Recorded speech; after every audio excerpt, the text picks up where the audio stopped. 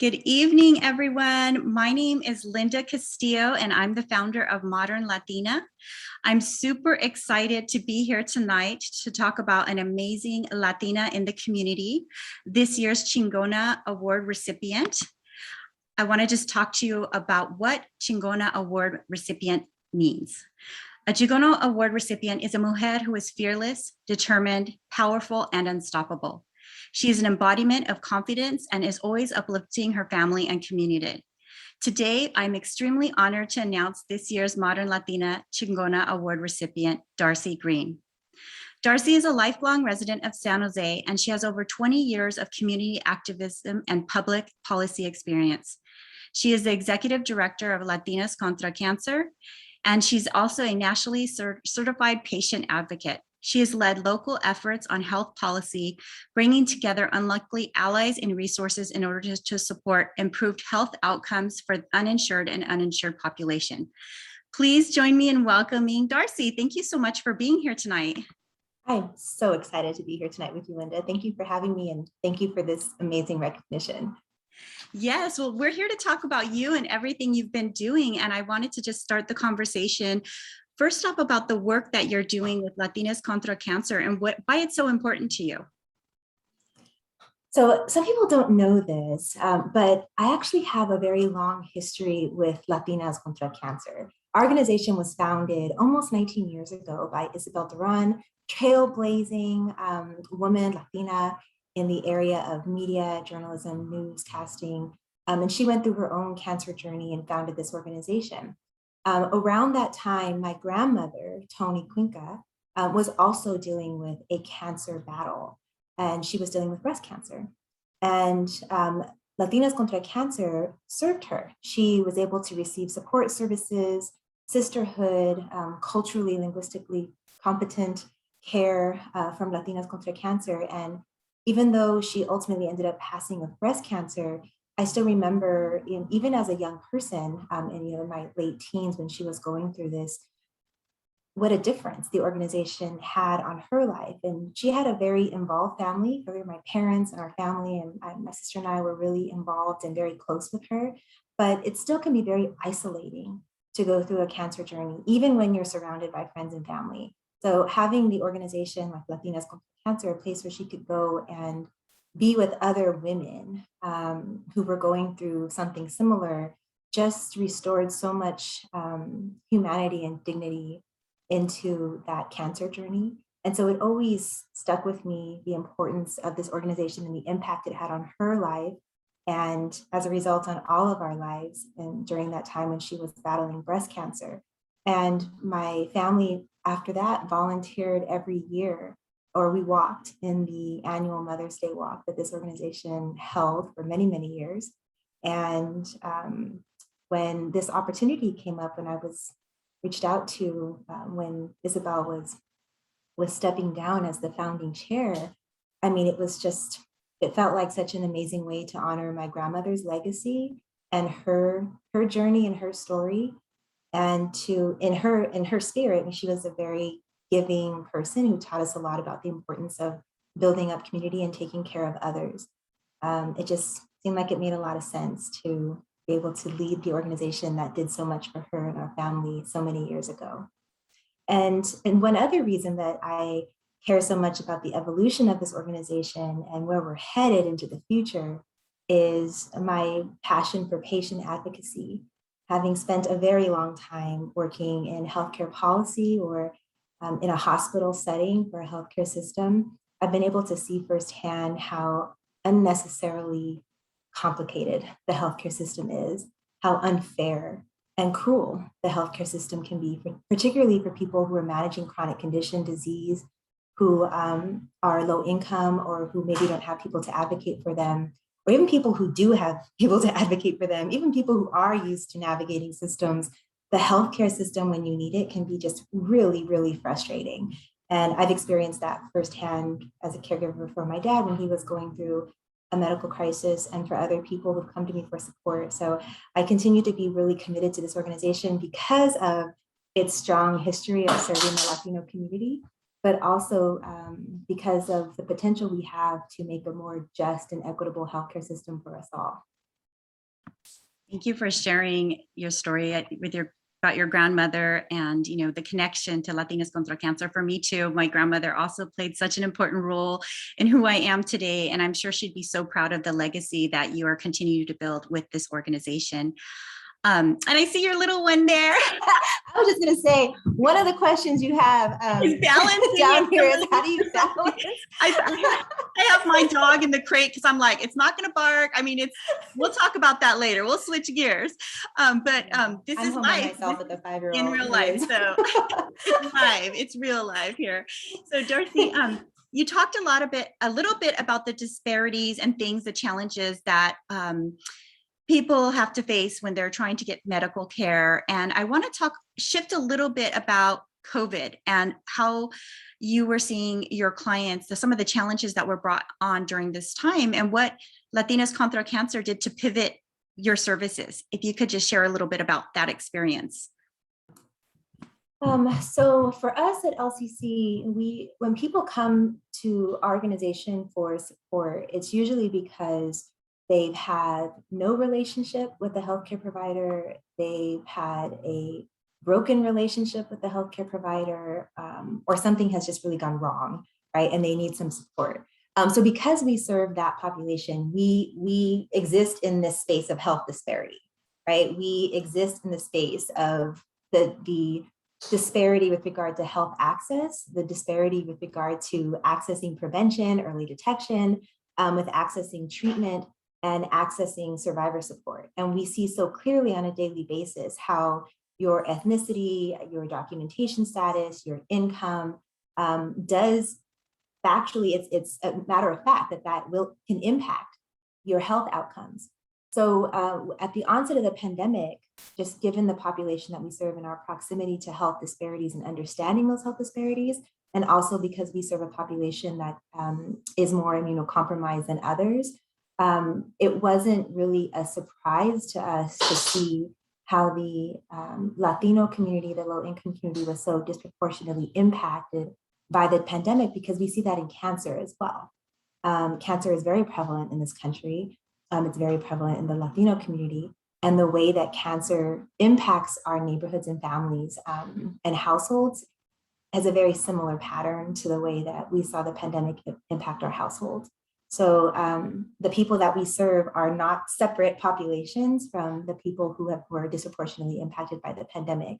So what changed for us, or I shouldn't say it changed, we continued doing all of our services.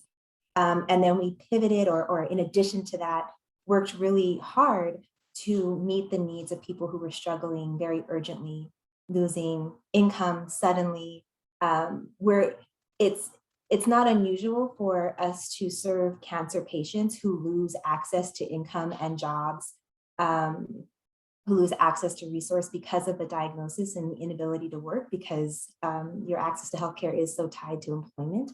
But normally when a cancer patient has lost this income or is in need of this support, there's other people in the household or other people in the family who are able to then provide that support or income supplement or be a caregiver. During the pandemic, the difference was everybody in the household lost their income, or everybody in the family lost their income, or had their hours drastically cut, or were suffering the impact of the virus itself. So we quickly tried to seek out ways to help our clients stay housed. Prior to the pandemic, most of our work was more traditional patient navigation and patient advocacy. And a small portion of it was rent assistance. A small portion of it was food assistance. And we still provided that, but it was very small amounts. Well, as soon as we got our first call from a client who had lost her job and housing in one day, and it was also a cancer patient, it was just like an avalanche of calls after that. I mean, just people calling, just, dealing with chronic conditions and being medically vulnerable in the middle of a public health crisis, and then trying to stay housed. And thankfully, I have to give a big shout out to Jen and Chad over at Destination Home, and the folks at Sacred Heart, and people who helped us as an organization find the funding and networks to be able to help keep our clients housed. And we still do rent assistance to this day through the homelessness prevention system. But it was just again, not something that we had not seen before, because we do work in chronic conditions that disproportionately impact low-income people in the Latino community. But it was just so urgent, and just so many people, and with rent being so high in this valley, a lot of money that was needed for us to process in partnership with all the other grassroots partners to get out the door into families right away. Well, we're very grateful that Latinas Contra Cancer is there, and to partner with those organizations to get the services out, because when you're in that situation, you don't have time on your hand to you need a resolution solution. And in order to take care of yourself, having a home, having income, having food, it's just incredible, the services and work you're doing at Latinas Contra Cancer. I have to add that the staff, right, the people, the Latinas who work at LCC, never for a second did they hesitate to say, well, what is this pivot? And why are we all of a sudden doing all this rent and financial assistance?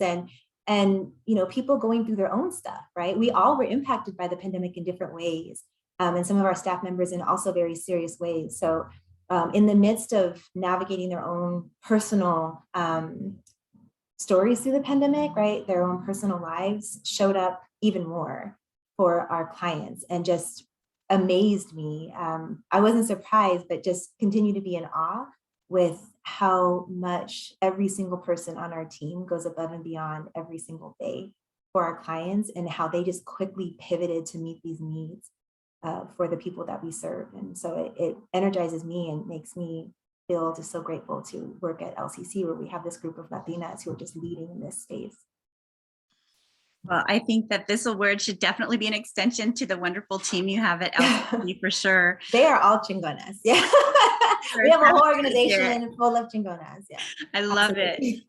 Sounds like it. Well, one of the things you mentioned was this month is Breast Cancer Awareness Month. And I wanted to just talk to you a little bit about what we can do. I feel I'm hearing and seeing more and more Latinas getting breast cancer younger. I feel like we're getting it younger. And so I just want to talk a little bit, if you have any tips or information you can share just to help prevent breast cancer, and what we can do in the areas that we can prevent it.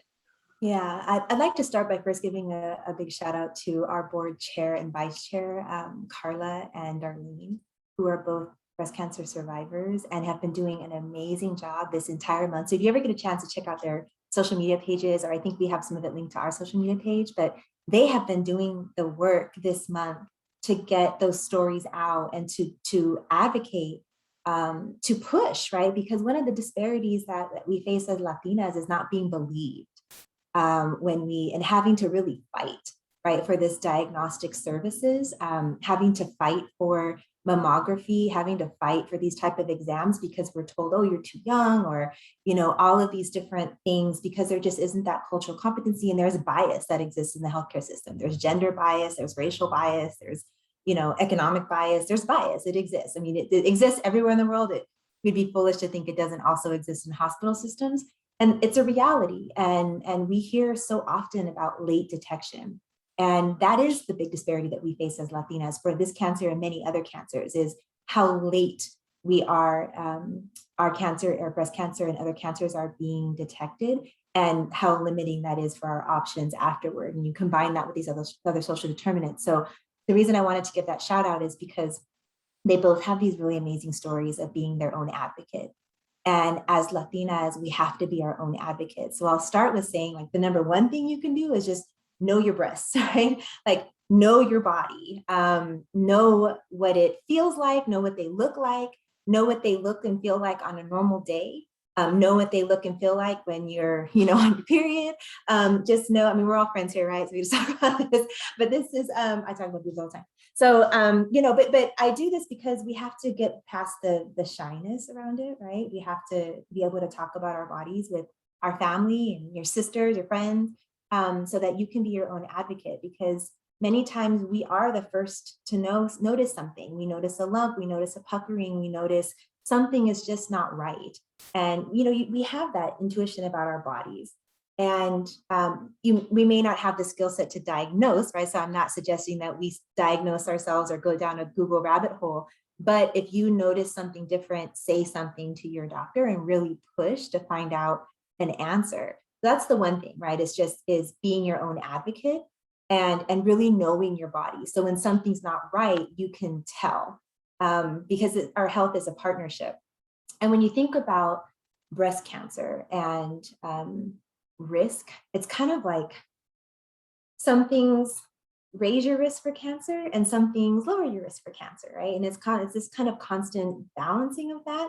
So, some things that can change your risk factors, or something's impacting your risk factor. Unfortunately, just getting older, right, is a risk factor. Having breasts, right, that's a risk factor. Anyone who has breast tissue can get breast cancer, including men. There's genetic mutations. There's looking at your reproductive history. Having dense breasts, this is something that you really want to know from your provider to learn whether or not you have dense breasts, because that impacts mammography and impacts other things. Knowing your family history, it's so important to ask people in your family about conditions that they've had, or history of cancer, or other chronic conditions as well, and really write that down. Like, really chart out what your family history is so that you can make your physician aware.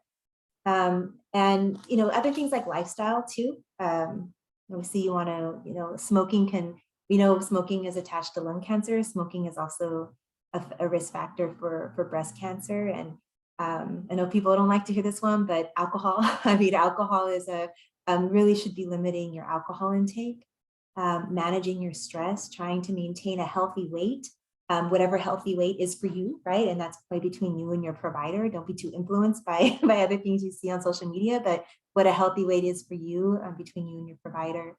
And then trying to stay active, maintaining a healthy life, trying to manage your stress, and thinking about what you eat and what you consume can also help. Those are the individual behaviors, right, that you can do to try to lower your risk. And again, like, some things raise your risk and some things lower your risk.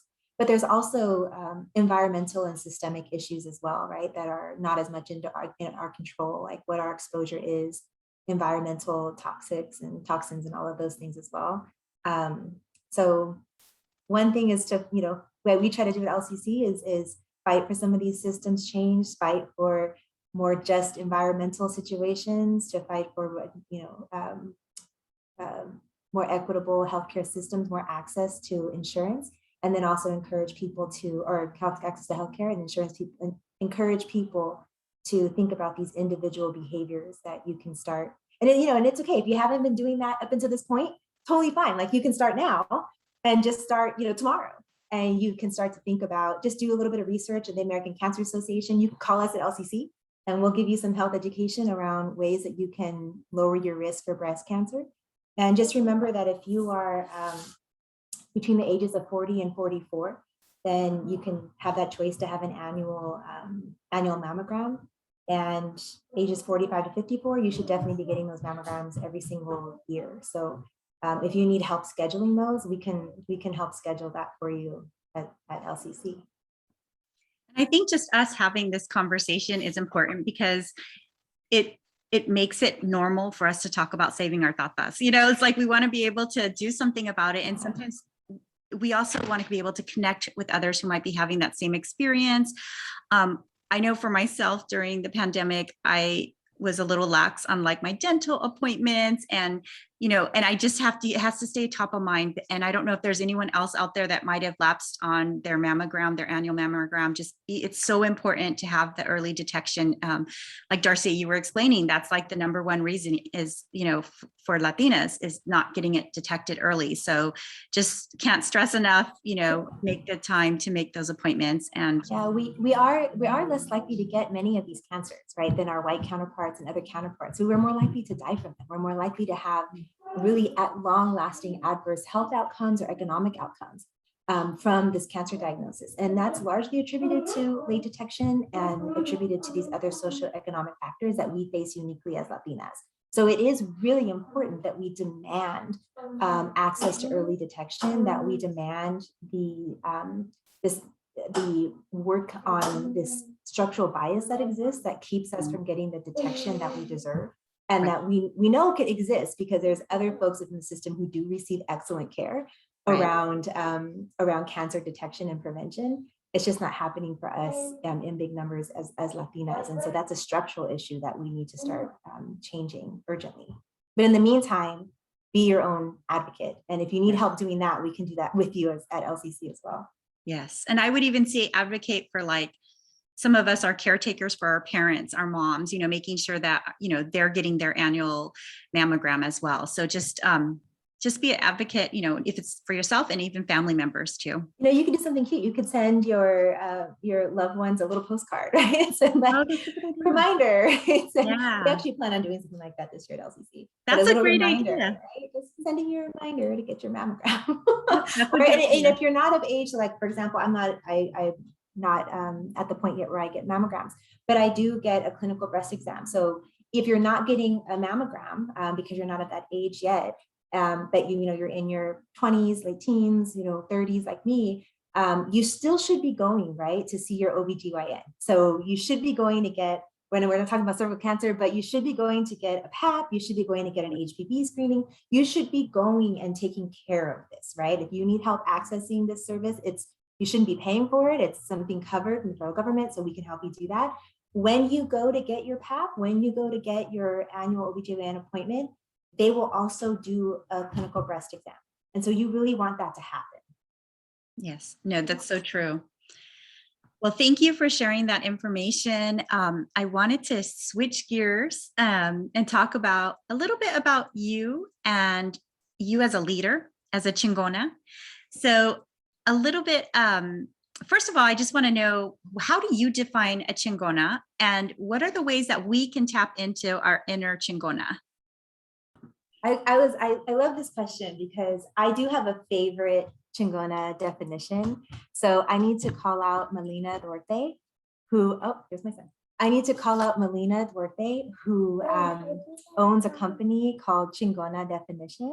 And so she has a definition here that I'm going to read. And it is a mujer who is intelligent, fearless, and can get things done. Also see boss. Also see bad, and I'm not gonna say the rest because my son is right here, but I know what you're saying. I know what you're saying. You know, wait me one moment. Yeah, so it's also boss, also a badass. And I love that definition. I also love the definition you gave at the beginning of this, which is filled me with pride to receive this type of recognition. But when I think about, you know, someone who is intelligent, someone who is fearless, someone who gets things done, how many of us just know Latinas who are that? Like we are that. We get things dings and the fearless aspect, I think you could also interchange it courageous. It's not that I don't ever experience, like some things are terrifying, right? Like some things are really scary, but like we just walk into it with this attitude of like, I'm here, right? I'm gonna get this done. Nothing's gonna stand in my way. I've seen worse, you know, I've been through worse. I'm gonna do this.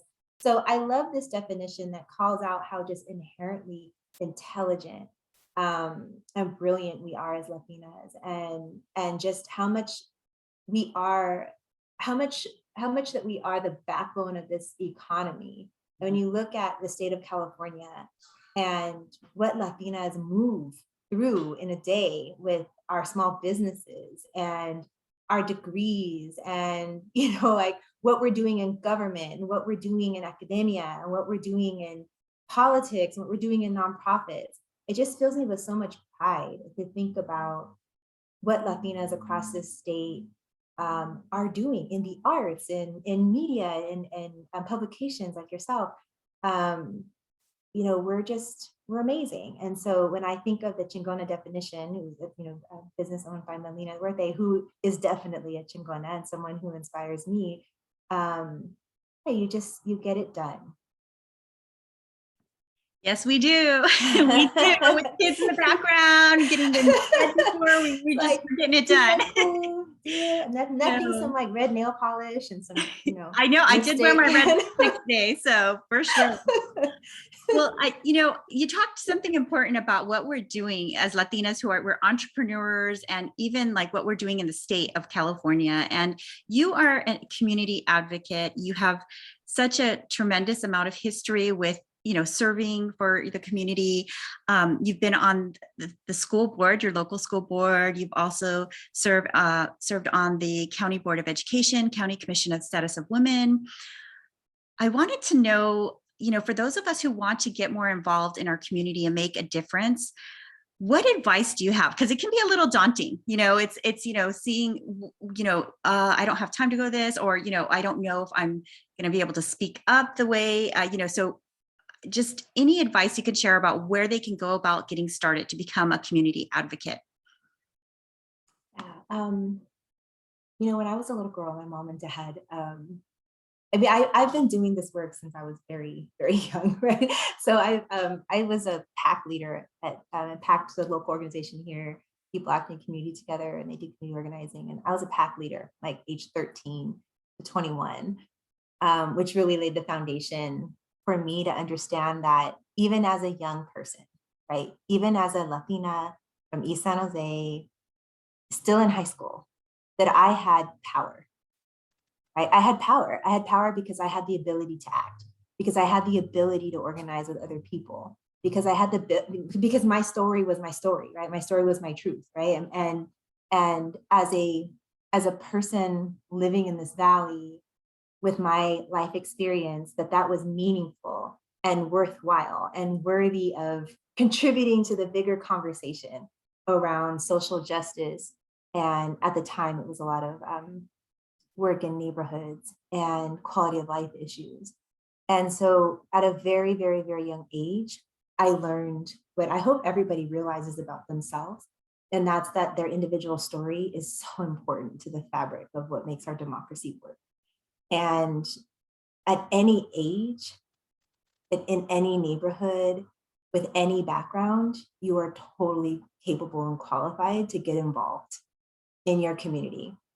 Maybe not everybody runs for office. That's okay. I hope more Latinas do. Maybe it doesn't mean you're running a nonprofit. Maybe it doesn't mean that, maybe it does. Maybe it means you do all of that and more. But maybe it means you just join your neighborhood association. Maybe it means you join your PTA. Maybe it means you find the issue that's really important to you and that you're passionate about, and you research organizations that do that, and you just volunteer. There are endless ways to get involved and for it to be meaningful.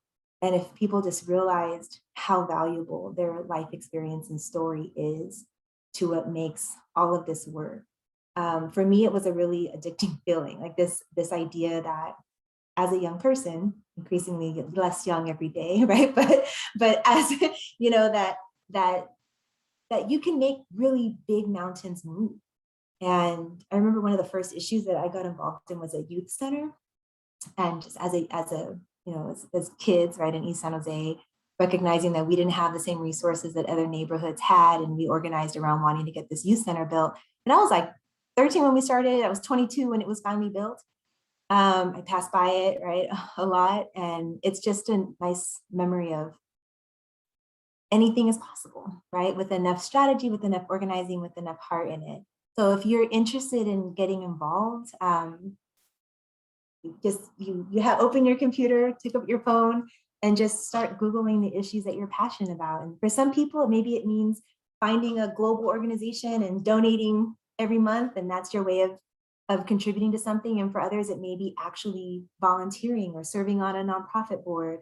But it just starts with, I think, taking some time to yourself. Maybe this can be a little bit of a self-care moment, but give yourself a little mini retreat, right? Like maybe you can find a couple of hours where you can steal away just for yourself, where someone else is watching your kids and someone's taking care of your job, and you just sit there and think about, what are you really passionate about, right? What are the life experiences that you had that shape who you are? And or maybe you can do what I did, and when I met with, was first organized, right? When an organizer met with me, and they just asked me, what wrong do you want to right in the world?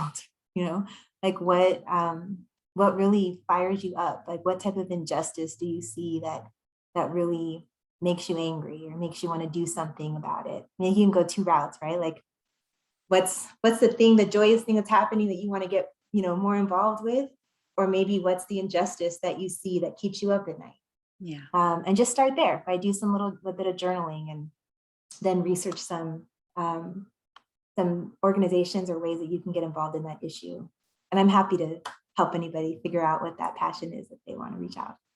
Thanks, Darcie. And hearing your story, when you were younger and seeing the community center, it's like, for me, when I look at why I'm involved in my advocacy and volunteer work, it's being part of something bigger that's leaving for other generations to help improve their lives they have. So thank you for sharing that story. I think also, like, just really quickly, at some point, you also just become, I know I feel this way. I mean, I shouldn't say have, I still have them. They're still here. I have parents, and I had my mom and my dad. And they were amazing, right? You think about how the people who come before you, Latina leaders, right, who have led the way in this valley, like people like Juan Alvarado and other people in the community who have really led the way, your parents, your grandparents. I can think about my grandmothers, right, who have sacrificed and raised families. And at some point, not only does it become this passion because you become passionate about service like I have, but it also becomes this kind of deeply felt gratitude and responsibility, right? But responsibility in a good way, like responsibility of like, man, I get to, on a daily basis, as a career, as a job, make a difference, right? I get to dream up things that can serve the community that I live in, the community I was born and raised in, that I care so much about. And every day when I go to work, I get to be of service to my community. And what an amazing thing that is. How grateful I am for that. So at some point, it also becomes wow, like, I really owe it to my community that has done so much for me. I owe it to my family, to my parents, the people who believed and supported in me. Many, many, many of those people being Latinas from this community to continue to be involved and to continue to make a difference. Yes. And also, I would just chime in too, also for me being a parent, I feel like I want to do better for my kids and make sure that they are having that community around them. So I think just for me personally, I feel like I want to do more now, because as a parent, like I want to make sure that I'm leaving behind, a legacy, and they're also seeing, like you say, having the leaders that they're looking up to and inspiring them. And so hopefully I'm doing that for my little ones. Oh, I'm sure you are. You're doing amazing work. I hope everybody just checks out Modern Latina after. You do such amazing work to uplift these stories. And I think that's important because when you think about equity and how our Latina story is told, and how is our image crafted in media and in publication, and also like who writes and tells that story really matters. And as you're growing up, being able to see a reflection of yourself in these publications can be really impactful, as the absence of your reflection of yourself is impactful too. So clearly you were the first Chingona, right?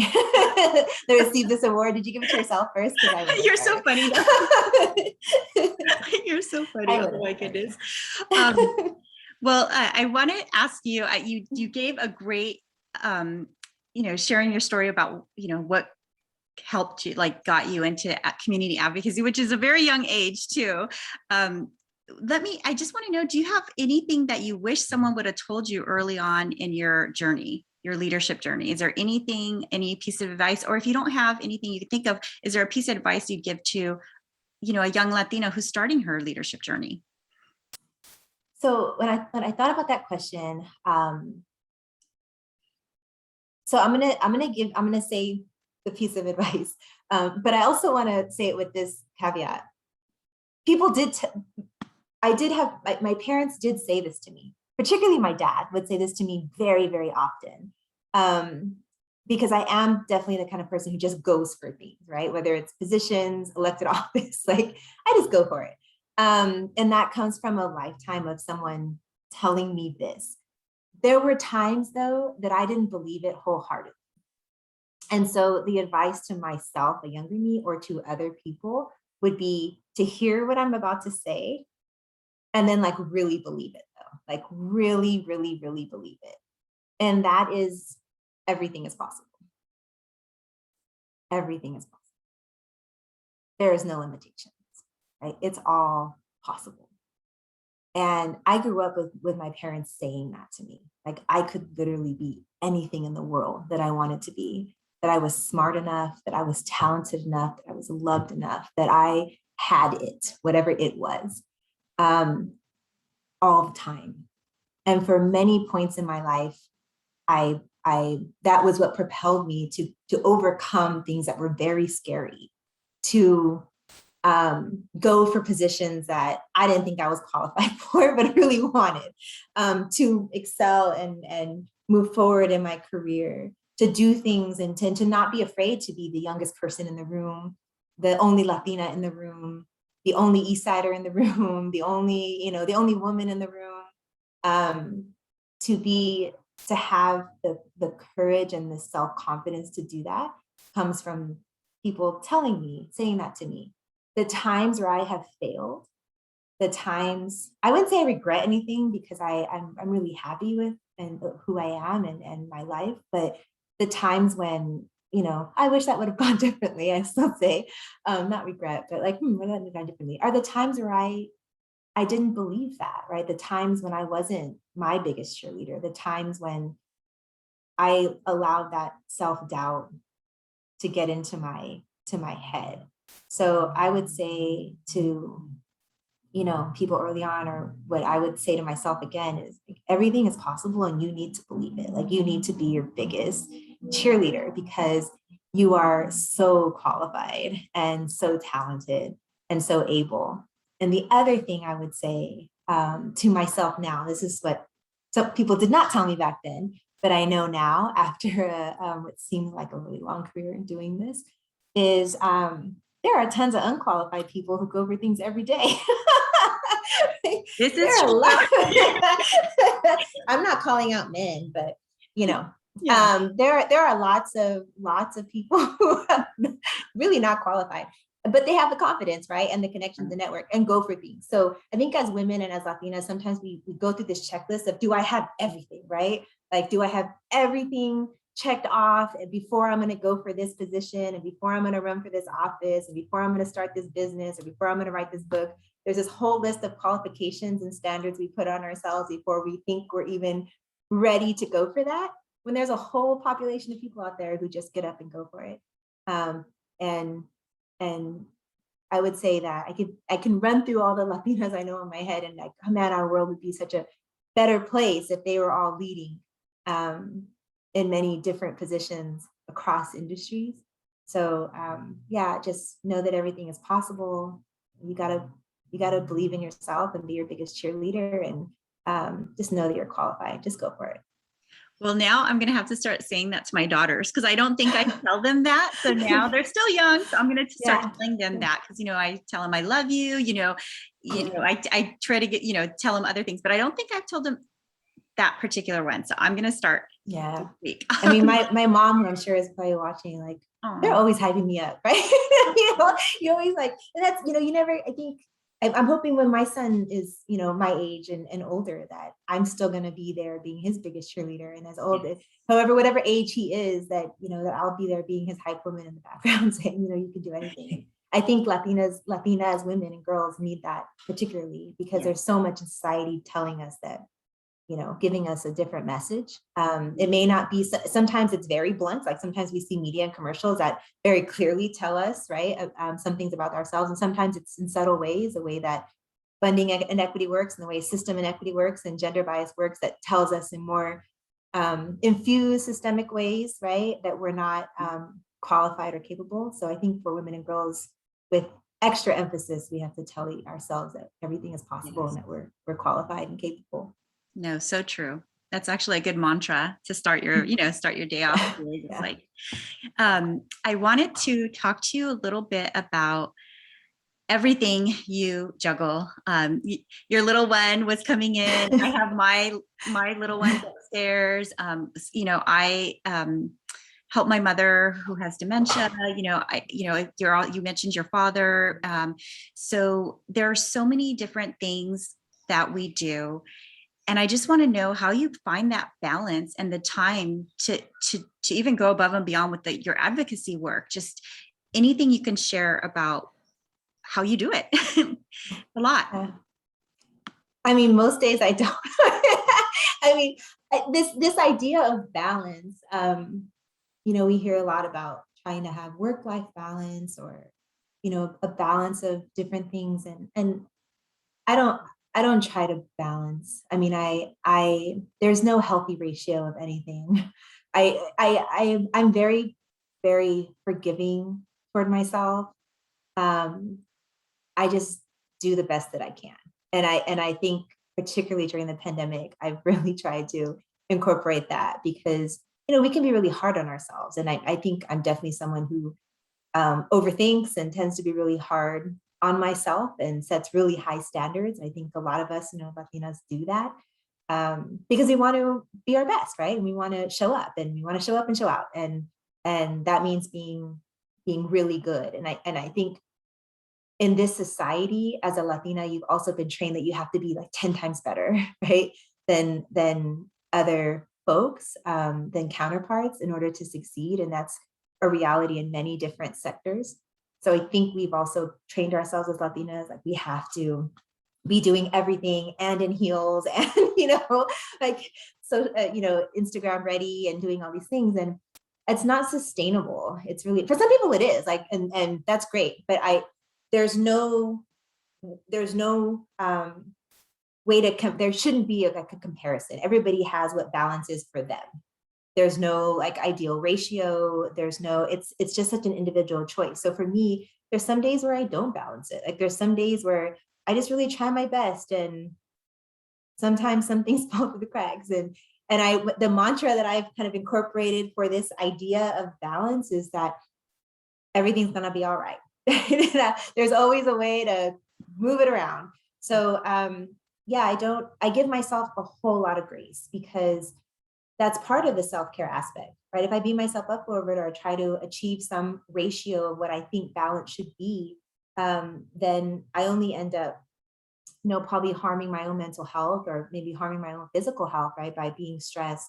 So there's some days where I'm working all day, and I'm maybe I'm having to order out for food, and maybe I'm having to maybe my son's, on his tablet a little bit more that day, and it's okay. I mean, it's all right. And then the next day I'll make up for it. So I think the lesson for me has been, I have my ideals that I strive for. I try my best, and I don't get upset at myself, and I give myself a lot of grace. And something I say a lot is like, you have to be kindest to yourself. Like you have to be the person who treats yourself really kind and loving. And so I try to be loving and kind to myself, so that I can be loving and kind to the people who love me.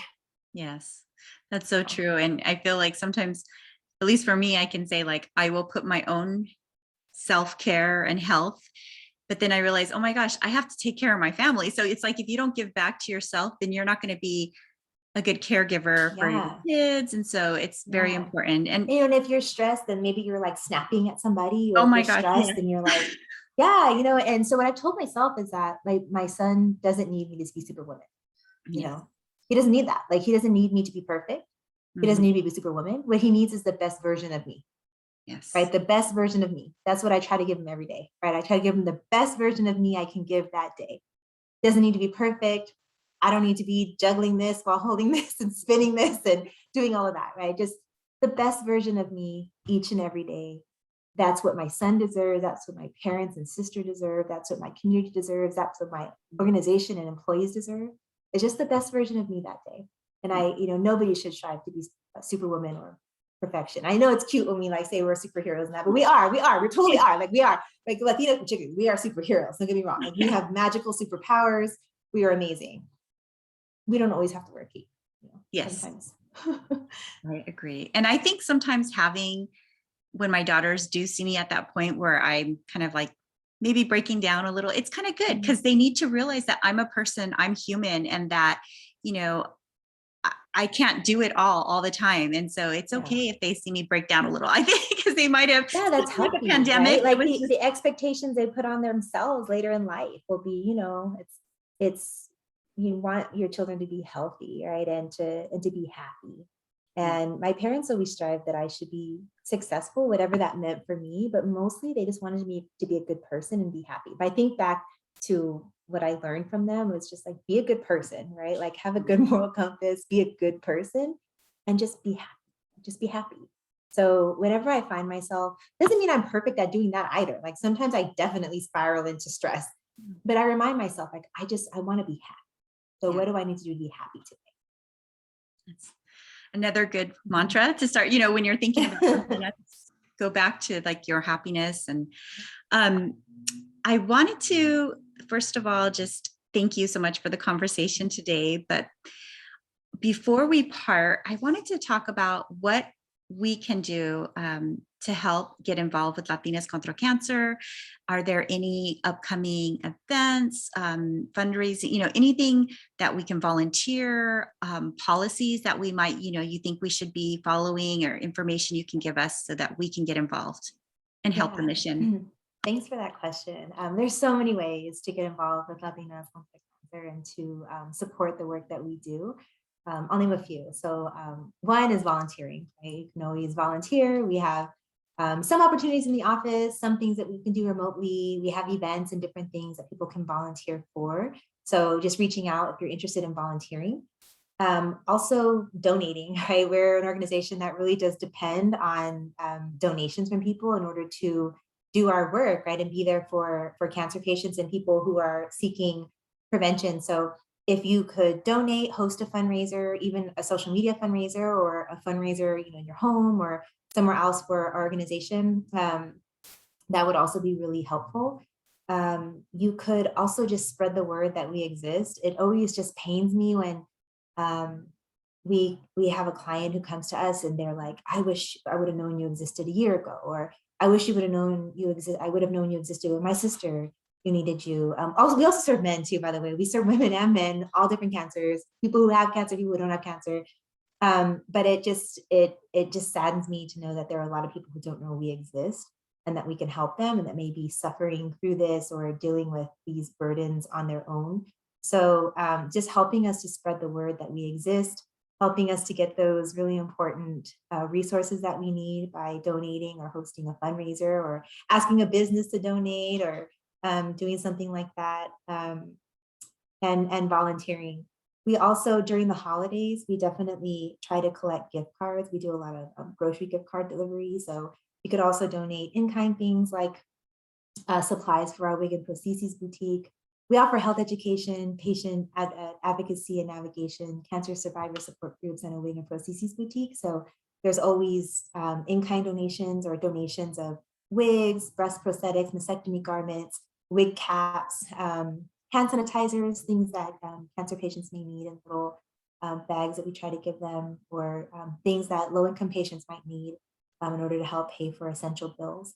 So you could do some of those donations, or you could also give just a donation on the website, but really also spreading the word is helpful. We do these health education events, so if anyone wants to partner with us on hosting an event, helping to your family, women in your family or in your neighborhood to learn about how to lower their risk for breast cancer or how to lower the risk for other cancers, we're always happy to partner on health education events as well. And actually a couple more things. We do have an event coming up this Saturday. Mia Perez, who she leads an organization called Viva Women. And we are doing an event called A Walk to Remember. You can find the invite on Facebook. And it's going to be this Saturday at Evergreen. This is our first event of this kind. We're hoping to make it an annual event. But this is Breast Cancer Awareness Month. It's also Domestic Violence Awareness Month. So we're going to have an event at that intersection between breast cancer and domestic violence. So we're going to talk about both issues, a little bit of the crossover between the issues, and just kind of have a conversation while we walk. I think it's going to be held at Evergreen Valley College. Again, you can sign up. We'll have refreshments and some things, and we'll walk around there and talk about these issues and hopefully try to build a little bit of a community that at the intersection of those two awareness months. And lastly, I want to plug one more way that you can get involved. So if you've heard all this and you're now really interested in health justice and really fired up about wanting to make sure that our community gets access to the healthcare that they deserve, we've launched a new program area called Defensoras.